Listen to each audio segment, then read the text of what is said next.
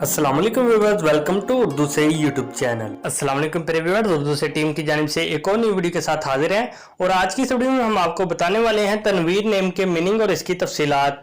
तनवीर के इंग्लिश में स्पेलिंग बनते हैं TANVEER। जिन्स है इसकी लड़का, ज़बान है इसकी अरबी और इसका मतलब है मुस्लिम। मायनी है इसके रोशनी, नूर। तनवीर नाम का शुमार लड़कों के नामों में होता है। तनवीर नाम की इब्तदाई तारीख अरबी ज़बान से निकलती है।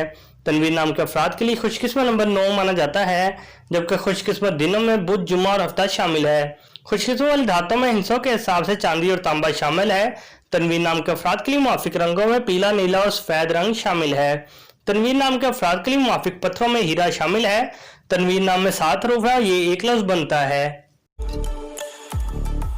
अपने नाम का मीनिंग जानने के लिए कमेंट बॉक्स में लिखिए, चैनल को सब्सक्राइब कीजिए, वीडियो को लाइक और शेयर कीजिए। Thanks for watching.